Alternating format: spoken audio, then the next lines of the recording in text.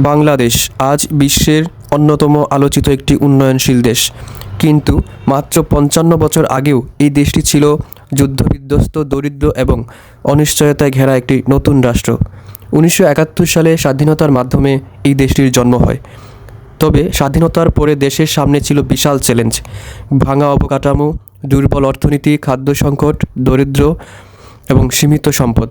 অনেক আন্তর্জাতিক বিশ্লেষক তখন বাংলাদেশের ভবিষ্যৎ নিয়ে সন্দেহ প্রকাশ করেছিলেন, কিন্তু পরবর্তী কয়েক দশকে বাংলাদেশ ধীরে ধীরে সেই ধারণা বদলে দিতে শুরু করে।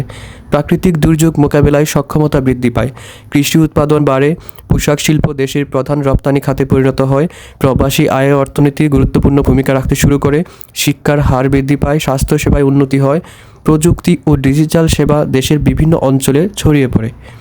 এই সময়ে বাংলাদেশ বিভিন্ন রাজনৈতিক পরিবর্তন, আন্দোলন, অর্থনৈতিক সংকট এবং সামাজিক রূপান্তরের মধ্য দিয়েও অগ্রযাত্রা অব্যাহত রাখে। তবে বাংলাদেশকে শুধু অর্থনৈতিক দিক দিয়ে ব্যাখ্যা করা যায় না, প্রাকৃতিক সৌন্দর্যের দিক থেকেও দেশটি অনন্য। বাংলাদেশে রয়েছে বিশ্বের বৃহত্তম ম্যানগ্রোভ বন সুন্দরবন, রয়েছে বিশ্বের দীর্ঘতম প্রাকৃতিক সমুদ্র সৈকত কক্সবাজার, রয়েছে পাহাড়, হাওর, নদী, বনভূমি এবং শত শত বছরের সাংস্কৃতিক ঐতিহ্য। বাংলাদেশের সবচেয়ে বড় শক্তি তার মানুষ। কৃষক, শ্রমিক, উদ্যোক্তা, প্রবাসী, শিক্ষার্থী সবার সম্মিলিত প্রচেষ্টায় দেশটি এগিয়ে গেছে। ১৯৭১ থেকে ২০২৬ সাল, এই সময়ে বাংলাদেশ বহু সংকট দেখেছে, বহু পরিবর্তনের সাক্ষী হয়েছে, বহু চ্যালেঞ্জ মোকাবিলা করেছে, কিন্তু প্রতিবারই ঘুরে দাঁড়িয়েছে। আজও দেশের সামনে বেকারত্ব, মূল্যস্ফীতি, পরিবেশগত ঝুঁকি এবং উন্নয়ন সংক্রান্ত নানা চ্যালেঞ্জ রয়েছে।